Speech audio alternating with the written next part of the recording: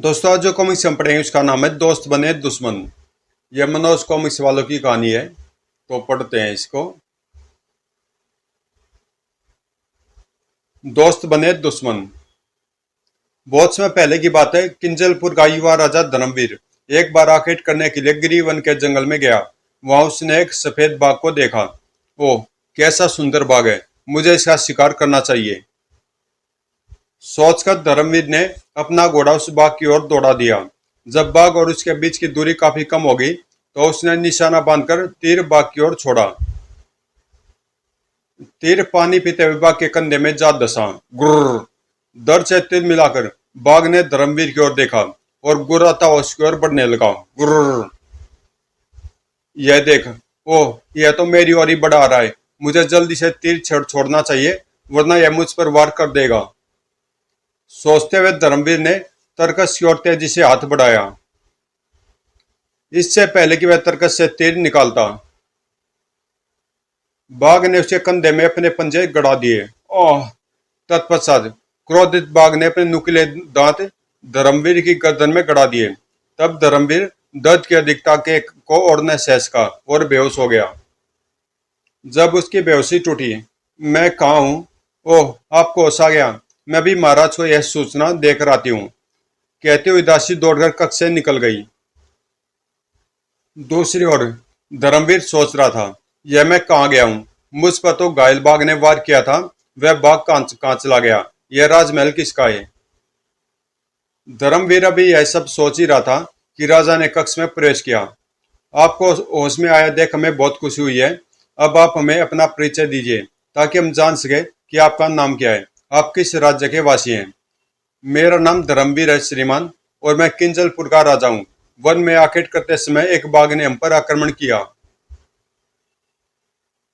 फलस्वरूप हम होश को बैठे। होश आने पर हमने अपने आप को इस कक्ष में पाया। मैं समझ नहीं पा रहा हूँ कि मैं यहाँ कैसे आ गया। राजा धर्मवीर, अब मैं आपको अपना परिचय देता हूँ। मेरा नाम रूप वर्मा है। मैं इस राज्य सुबोध नगर का राजा हूँ।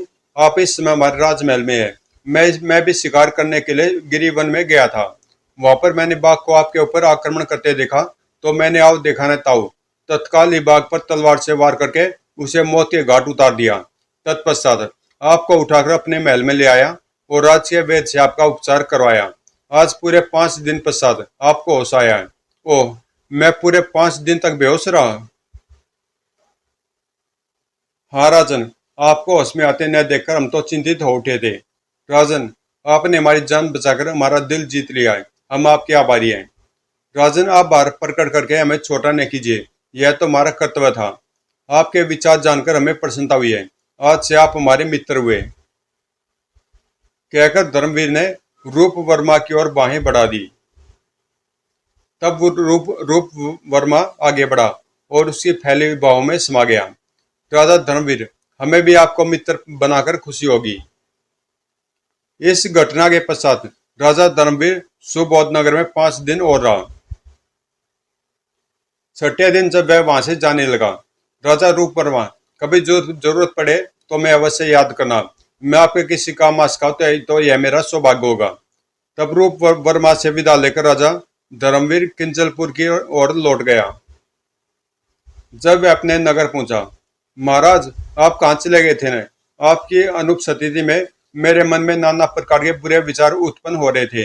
आप कुशलता से तो थे।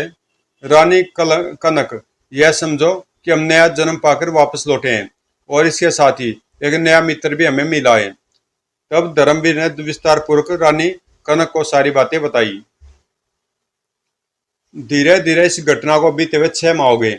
एक दिन प्रधानमंत्री भजदेव ने राजा धर्मवीर को बताया, महाराज, कुछ सुना आपने? सुबोध नगर में इन दिनों भयंकर अकाल पड़ा हुआ है। क्या? हाँ महाराज, फसलें पूरी तरह सूख गई है, अनेक पशु मर गए हैं, लोग घर छोड़ छोड़कर वहां से जाने लगे हैं। अकाल का प्रकोप दिन पर दिन बढ़ता ही जा रहा है। ओह! धर्मवीर सोच में डूब गया। कुछ सोचकर, प्रधानमंत्री जी, आप तुरंत ही हर प्रकार की सहायता सुबोध नगर भिजवा दीजिए। ध्यान रहे, सुबोध नगर के राजा रूप वर्मा हमारे अभिन्न मित्र हैं। एक बार संकट में उन्होंने हमारी सहायता की थी। जो आज्ञा महाराज। हम एक पत्र राजा रूप वर्मा के नाम लिखकर दे रहे हैं। आप उस पत्र को तुरंत ही एक दूत के हाथ सुबोध नगर भिजवा दीजिए और दूत के साथ ही खाद्य सामग्री व अन्य सहायता सामग्री भिजवा दीजिए, जो हुक्म। तब राजा धर्मवीर ने राजा रूप वर्मा के नाम एक पत्र लिखा। प्रिय मित्र राजा रूप वर्मा। दूत पत्र को लेकर तुरंत ही सुबोध नगर की ओर रवाना हो गया। घोड़ों व ऊँटों पर लदा खाद्य सामग्री का विशाल भंडार भी उसके साथ था।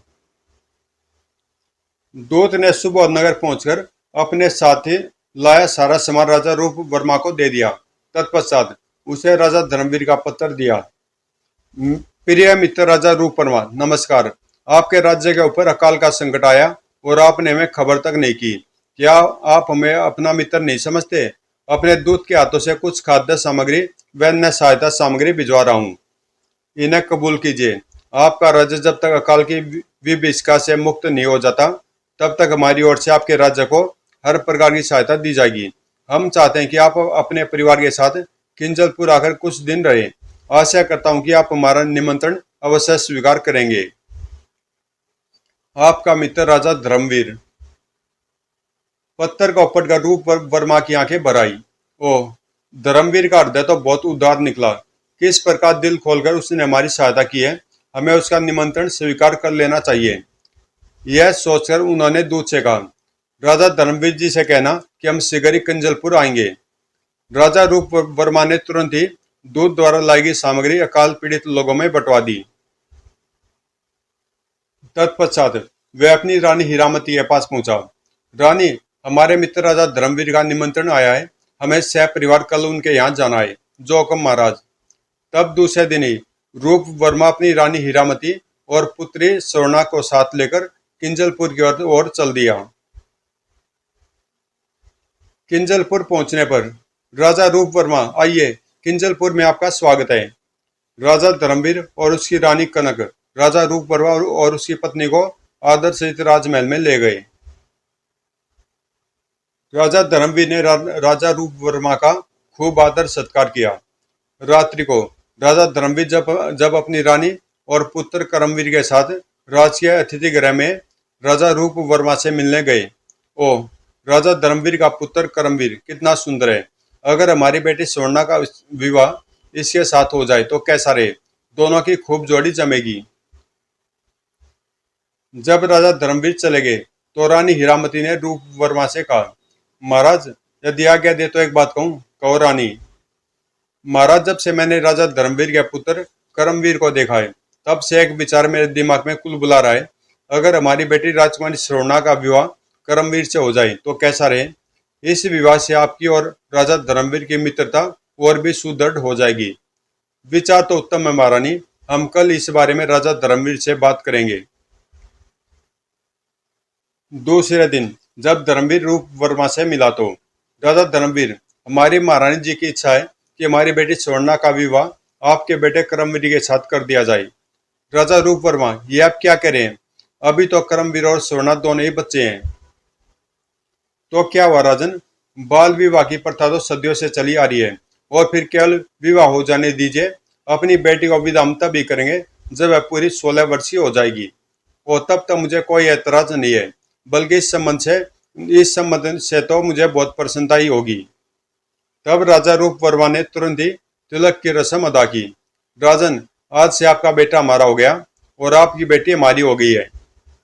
इस बात पर दोनों ठाका मारकर हंस पड़े। शुभ मुहूर्त में करमवीर और स्वर्णा का विवाह हो गया। अब करमवीर और स्वर्णा साथ साथ ही राज के उद्यान में खेलते। भगवान इनकी जोड़ी को कभी बुरी नजर न लगे। इस प्रकार राजा रूप वर्मा एक माह तक राजा धर्मवीर के अतिथि बनकर रहे। एक दिन, राजा धर्मवीर, हमारे राज्य में काल की मार अब कुछ कम हो गई है। इस बुरे समय में आपने हर प्रकार से सहयोग देकर हमारा मन जीत लिया है। आपके आतिथ्य सत्कार को हम जीवन पर्यंत नहीं भूल सकेंगे।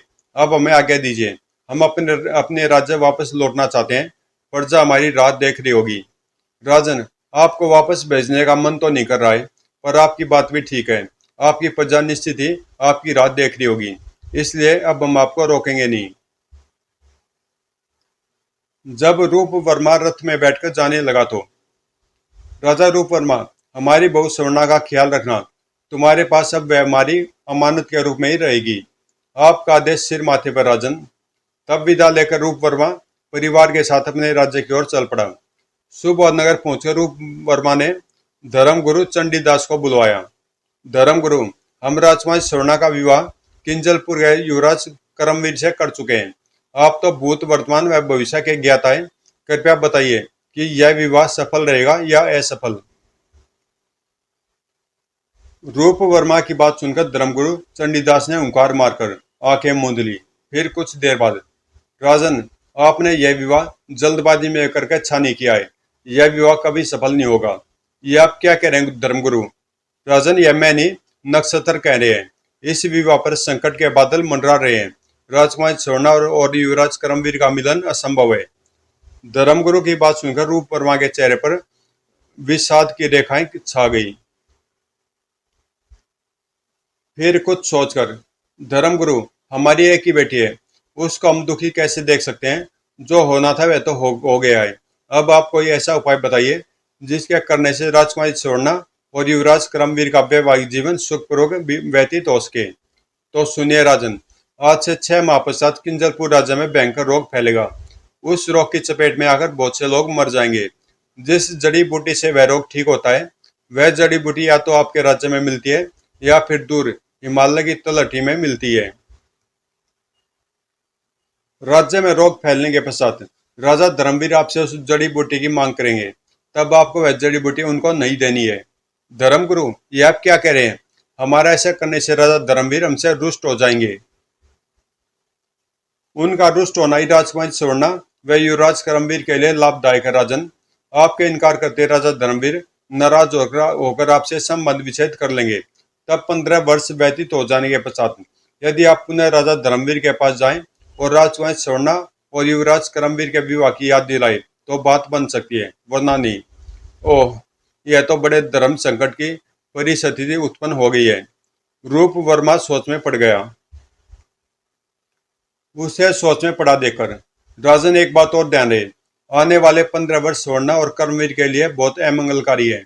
इस बीच अगर भूले से भी दोनों ने एक दूसरे का मुंह देख लिया तो दोनों तत्काल ही मर जाएंगे। ओह, लेकिन धर्मगुरु, यह बात मैं राजा धर्मवीर को तो बता सकता हूँ ताकि वे सब बात जानकर हमसे नाराज न हो। नहीं, ऐसा गजब न करना।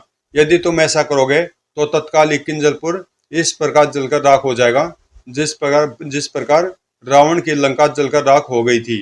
ओह, यह कैसे नौनी बातें बताई आपने धर्मगुरु? क्या हमारी बेटी का भाग्य इतना खराब है? जब रूप वर्मा ने यह बातें रानी हीरामती को बताई तो, महाराज, धर्मगुरु ने जो भविष्यवाणी करते हैं वह अवश्य सच होती है। अब आप क्या करेंगे महाराज? रानी, हमारी इकलौती बेटी की खुशी के लिए हम वैसा ही करेंगे जैसा धर्मगुरु ने बताया है। इस घटना के ठीक 6 माह पश्चात किंजलपुर में, महाराज, राज्य में न जाने कैसा जानलेवा रोग फैल गया है। देखिए, उस रोग से ग्रस्त कितने लोगों की मृत्यु हो गई है। प्रधानमंत्री जी, कुछ समझ में नहीं आ रहा है।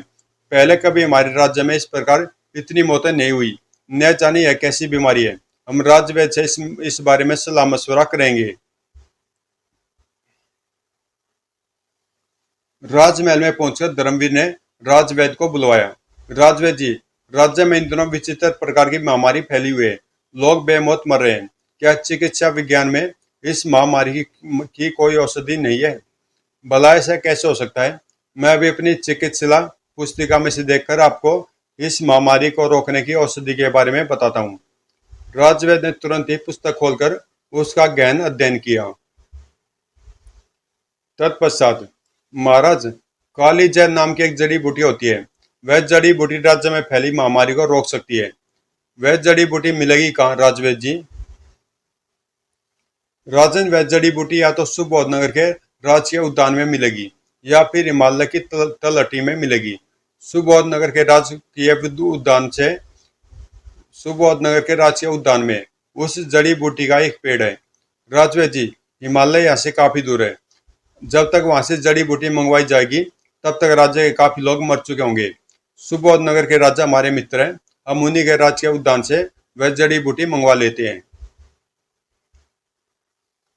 राजा धर्मवीर ने तुरंत ही राजा रूप वर्मा के नाम एक पत्र लिखा और उसे दूत को देते हुए बोले, शीघ्र ही सुबोध नगर जाओ और यह पत्र राजा रूप वर्मा तक पहुंचाओ।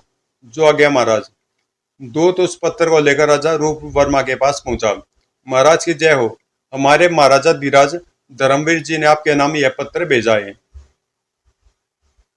राजा रूप वर्मा ने दूत से पत्र ले लिया। ओह, परीक्षा की घड़ी आ पहुंची है। पत्र में राजा धर्मवीर ने अवश्य जड़ी बूटी मांग की होगी। क्या करूं? दूत को क्या जवाब दूं? रूप वर्मा पशोपच में पड़ गया। अपनी बेटी की मंगल कामना के लिए मुझे दिल कड़ा करके जड़ी बूटी के लिए इनकार तो करना ही होगा। इसी में हमारी और राजा धर्मवीर की भलाई है। रूप वर्मा ने पत्र को खोलकर पढ़ा। राजा रूप वर्मा जी नमस्कार। हमारे राज्य में इन दिनों भयंकर महामारी फैली हुई है। इस महामारी को रोकने के लिए हमें जिस जड़ी बूटी की आवश्यकता है उसका नाम कालीज है।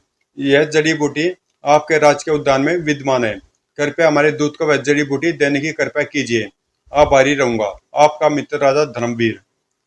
पत्र को पढ़ने के पश्चात उसने दूत से कहा, दूत, इस पत्र के जवाब में हम तुम्हें एक पत्र लिखकर देंगे।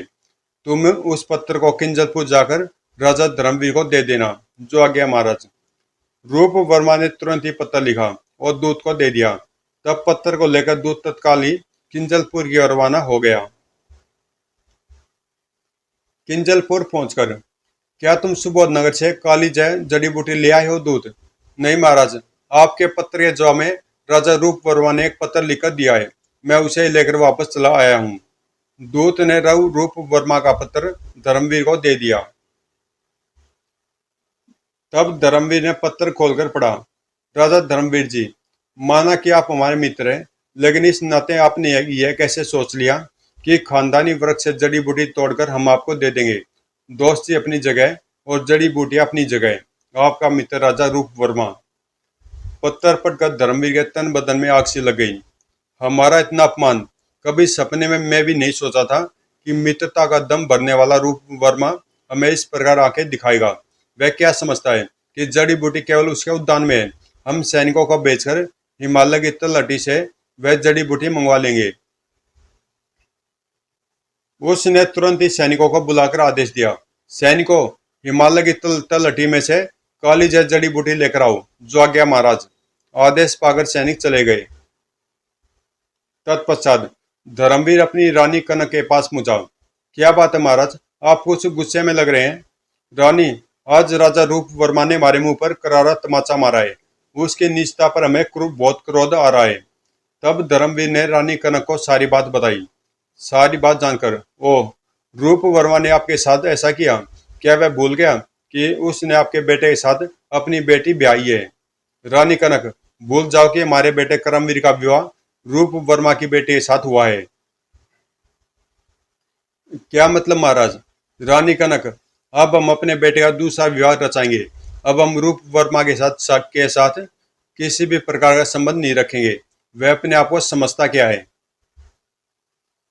दूसरी ओर सैनिकों की टुकड़ी हिमालय की तलहटी में पहुंची। यही है कालीजय जड़ी बूटी। सैनिकों ने पेड़ों से कालीजय जड़ी बूटी को तोड़ दिया और वापस लौट पड़े। उसी कालीजय जड़ी बूटी से महामारी से ग्रस्त लोगों का उपचार किया गया। कालीजय जड़ी बूटी से रोगी तत्काल ही स्वस्थ होने लगे। कुछ दिन बाद ही महामारी का प्रकोप किंजलपुर से समाप्त हो गया। दूसरी ओर राजा रूप वर्मा परेशान था। राजा धर्मवीर ने हमारी कठोरता भरे पत्र का कोई भी जवाब नहीं दिया। हमें गुप्तचर भेजकर किंजलपुर से यह सूचना मंगवानी चाहिए कि हमारे पत्रकार राजा धर्मवीर पर क्या प्रभाव पड़ा है। रूप वर्मा ने तुरंत ही आदेश देकर एक गुप्तचर को किंजलपुर भेजा। गुप्तचर ने वापस सुबोध नगर आकर रूप वर्मा को बताया, महाराज, राजा धर्मवीर तो आपका नाम तक अपनी जुबान पर नहीं लाना चाहते हैं। वे आपसे सख्त नाराज हैं। रूप वर्मा गुप्तचर की सूचना पाकर दुखी उठा। तब उसने स्वयं अपने आप को समझाया, रूप वर्मा, दुखी होने से क्या फायदा? यह तो होना ही था। अब तो मन मानकर किसी प्रकार 15 वर्ष बीतने का इंतजार करना होगा। दूसरी ओर राजा धर्मवीर ने सेनापति को बुलाकर आदेश दिया, सेनापति जी, हमारा आदेश है कि सुबोध नगर राज्य का कोई भी निवासी हमारे राज्य में प्रवेश न करने पाए। यदि वहां का कोई भी आदमी हमारे राज्य में प्रवेश करने की कोशिश करे तो उसे तुरंत ही मौत के घाट उतार दिया जाए। जो आज्ञा महाराज। इस प्रकार धीरे धीरे पूरे 14 वर्ष व्यतीत हो गए। एक दिन रानी कनक देवल राज्य के राजा देवल सिंह की पुत्री चंद्रिका का रिश्ता आया है। तुम्हारी इस बारे में क्या राय है? महाराज, करमवीर अब युवा हो ही चुका है। राजकुमारी चंद्रिका युवराज करमवीर के लिए ठीक ही रहेगी। तब राजा धर्मवीर ने अपनी स्वीकृति देकर देवल राजा के पास भिजवा दी। शुभ मुहूर्त में राजकुमारी चंद्रिका और युवराज करमवीर का विवाह हो गया। युवराज करमवीर और राजकुमारी चंद्रिका आनंद में रहने लगे। दूसरी ओर राजकुमारी सवर्णा भी युवा हो गई थी। एक दिन रानी हीरामती ने राजा रूप वर्मा से कहा, महाराज, राजकुमारी सवर्णा युवा हो गई है। क्या आपको उसका तनिक भी ध्यान नहीं है? तुम्हारे कहने का क्या मतलब है रानी? राजकुमारी सवर्णा अब पूर्णतः युवा हो गई है। क्या उसे उसके ससुराल नहीं भेजना है? वो तो तुम्हारे कहने का मतलब है रानी हीरामती राजा धर्मवीर से संबंध विच्छेद हुए पूरे 14 वर्ष बीत गए। अभी 1 वर्ष तक हम और उनसे नहीं मिल सकते। 1 वर्ष बाद ही हम इस बारे में उनसे बात करेंगे। 1 वर्ष पश्चात 1 वर्ष भी बीत गया। अब हमें राजा धर्मवीर के पास चलना चाहिए। तभी उनके दिमाग में भी एक विचार आया। स्वयं जाने से पहले मुझे अपने दूत को राजा धर्मवीर के पास भेजना चाहिए। रूप वर्मा ने तुरंत ही एक दूत को कंजलपुर भेजा। जैसे ही दूत किंजलपुर की सीमा में घुसा, कौन हो? किस राज्य के हो? मैं राजा रूप वर्मा का दूत हूँ और राजा धर्मवीर के पास जाना चाहता हूँ। तुम राजा रूप वर्मा के दूत हो? तुम्हारी हिम्मत कैसे हुई हमारे राज्य में घुसने की? इसे जीवित न छोड़ो, महाराज का ऐसा ही आदेश है। अगले पल खच दूत भूमि पर गिरकर तड़पने लगा। कुछ ही देर में उसके प्राण पखेरु उड़ गए। कई दिन तक प्रतीक्षा करने के बाद भी जब दूत वापस नहीं लौटा तो लगता हमारे दूत को किंजलपुर में मौत के घाट उतार दिया गया है। अभी वह यह सब सोच ही रहा था कि महाराज, दूर देश से आए घोड़ों का व्यापारी हसमत खान आपसे मिलना चाहते हैं। कुछ देर बाद ही घोड़ों का व्यापारी हसमत खान उसके सामने हाजिर था। हसमत खान, कहो, कौन कौन से राज्यों का दौरा करके आ रहे हो? महाराज, जमालपुर, अर्दुलपुर, कंजलपुर के राजाओं को अपने घोड़े बेचकर सीधा आपके पास ही चला आ रहा हूँ। तुम किंजलपुर भी होकर आए हो? हाँ महाराज, राजा धर्मवीर तो हमारे घोड़ों के स्थायी ग्राहक हैं।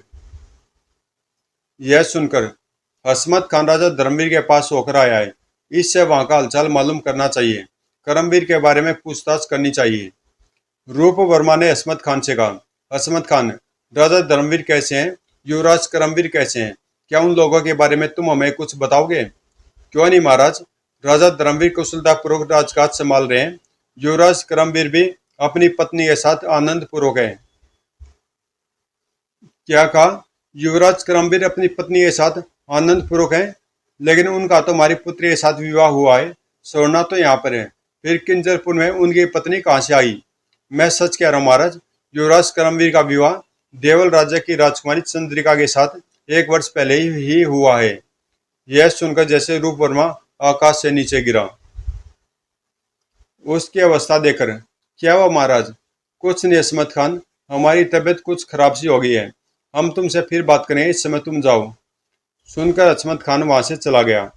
उसके जाने के पश्चात हमें अब देर नहीं करनी चाहिए और भेष बदलकर स्वयं राजा धर्मवीर के पास जाना चाहिए। दूसरी ओर राजकुमारी सवर्णा भी दुखी रहती थी। क्या मेरे पति को मेरा बिल्कुल भी ख्याल नहीं है? क्या बचपन की शादी को युवराज करमवीर बिल्कुल ही भूल गए हैं? यह सोच सोचकर वह उदास हो उठती थी और जब अब और कोई बहुत बस नहीं चलता था तो रोने लगती थी। उस समय भी वह बैठी हुई रो रही थी जब रूप वर्मा ने उसके कक्ष में प्रवेश किया। यह क्या बेटी, तुम रो रही हो? तुम्हारे रोने का क्या कारण है? पिताजी महाराज, सोना ने सिसकते हुए नजरें नीची कर ली। तब रूप वर्मा ने उससे कहा, बेटी, मैं तुम्हारे दुख को समझता हूँ और अब चिंता मत करो। मैं आज ही युवराज करमवीर से मिलने किंजलपुर जा रहा हूँ। अब जल्दी युवराज करमवीर तुम्हें यहाँ से विदा कराकर ले जाएगा। पिता की बात सुनकर राजकुमारी सवर्णा के चेहरे पर लाज की लाली दौड़ गई।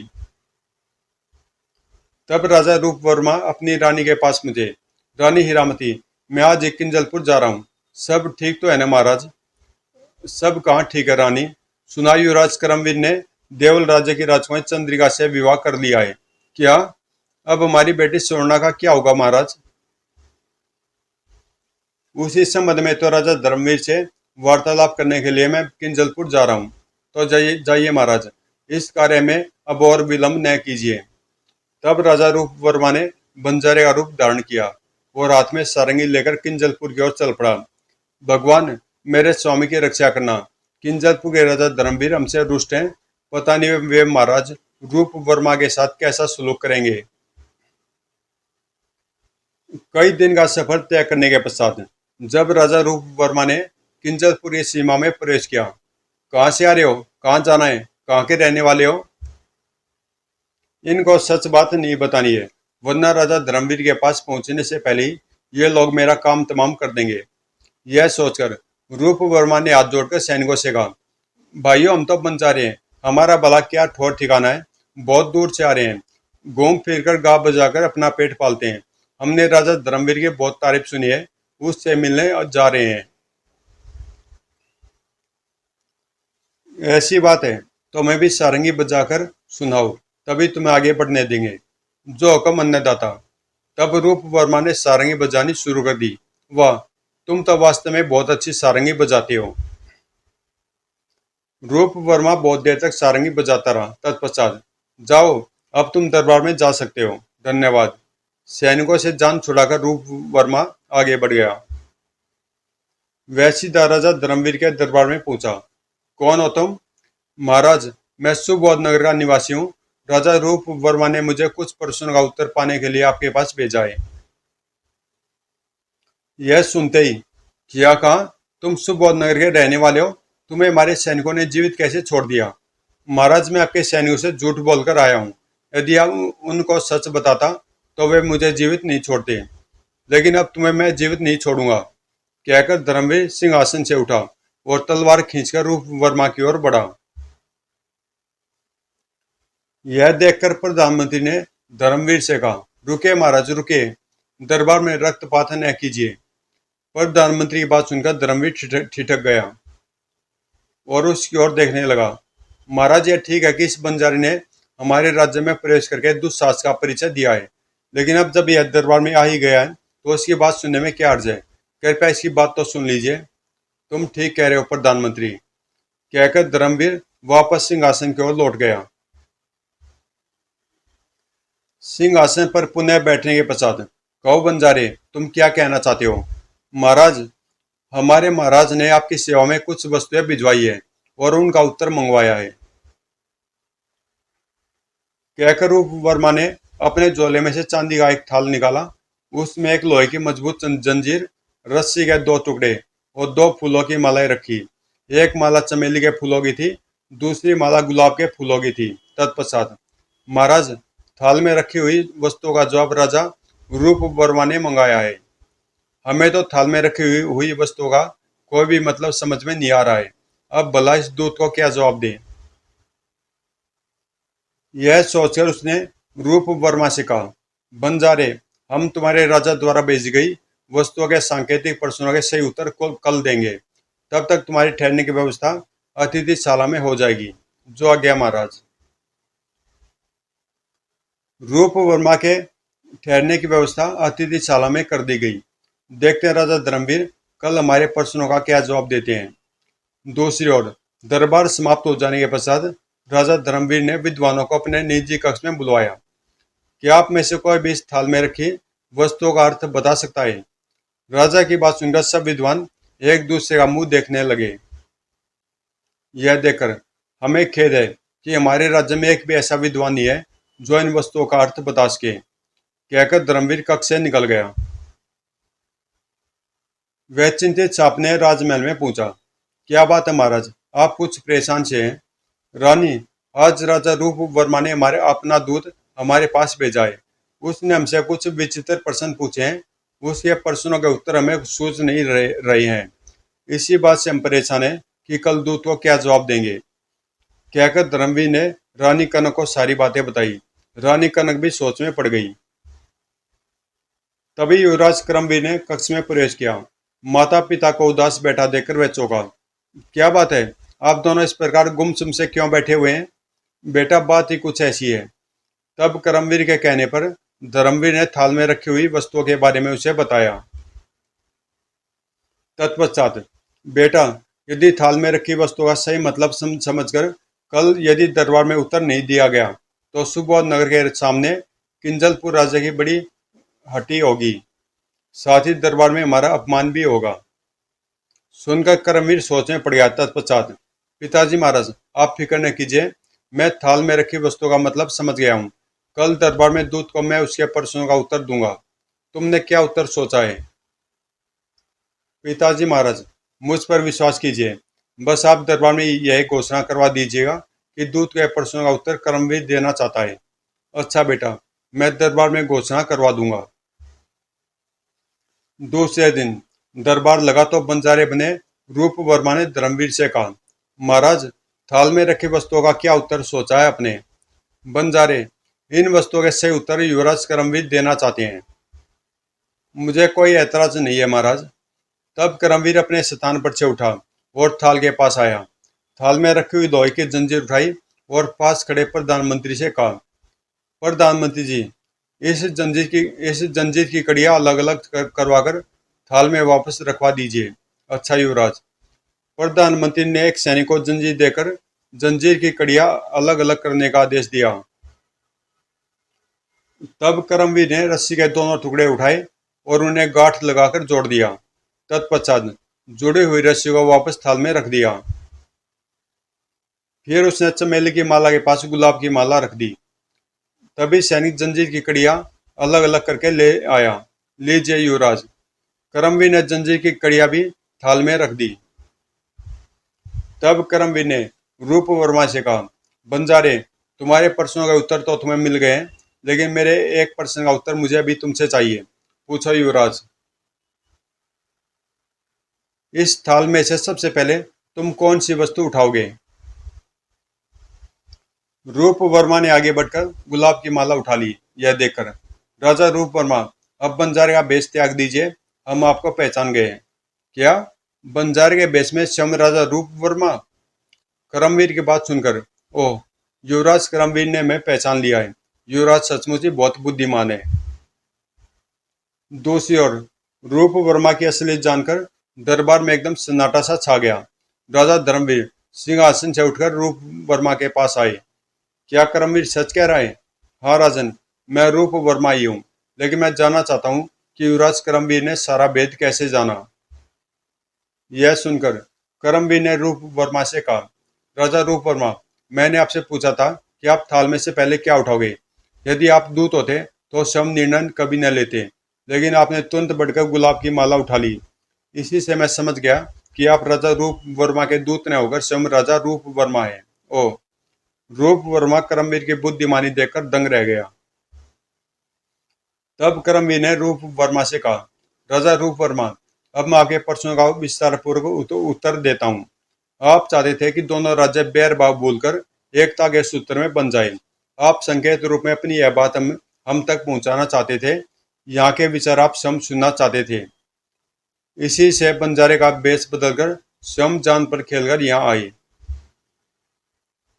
आपने थाल में 3 वस्तुएं रखकर यहाँ के विद्वानों को भी चुनौती दी थी। आप दोनों राज्यों को एक करना चाहते थे। लोहे की जंजीर का मतलब था, क्या युद्ध द्वारा स्वतंत्रता छीनकर एकता हो सकती है? मैंने कड़ियां अलग अलग कर यह दर्शाया कि जंजीरें तोड़ना हमें भी आता है। सचमुच आपने सर्वथा उचित उत्तर दिया युवराज। मैं आपके उत्तर से संतुष्ट हूँ। थाल में रस्सियों के 2 टुकड़े रखे थे। वे हमारे आप और आपके राज्यों के प्रतीक थे। उन्हें आपस में गांठ लगाकर मैंने यह संदेश दिया कि हम भी एकता चाहते हैं। आप बहुत समझदार हैं युवराज। चमेली के फूलों की माला से आपने क्या अनुमान लगाया? चमेली की माला आपकी बेटी स्वर्णा की प्रतीक है। आपने यह जानना चाहा कि हम स्वर्णा को स्वीकार करेंगे। हम जानते हैं कि स्वर्णा से बचपन में ही हमारा विवाह हो चुका है। भले ही मतभेदों से हम दूर हो गए हैं, लेकिन स्वर्णा हमारी पत्नी है। इसलिए स्वर्णा को स्वीकार करने की गरज से अपने प्रतीक के रूप में मैंने गुलाब की माला चमेली की माला के पास रख दी। ओ युवराज, आपके इस उत्तर ने हमारी झोली में अनगिनत खुशियां डाल दी हैं। धर्मवीर, जो कि अब तक चुप था, उसने रूप वर्मा से कहा, राजा रूप वर्मा, अब हमें आप यह बताइए कि 15 वर्ष पहले आपने हमारे दूध को बिना जड़ी बूटी दिए खाली हाथ क्यों लौटा दिया था, और अब 15 वर्ष वर्ष पश्चात आप टूटे हुए रिश्तों का को पुनः क्यों जोड़ने आए हैं।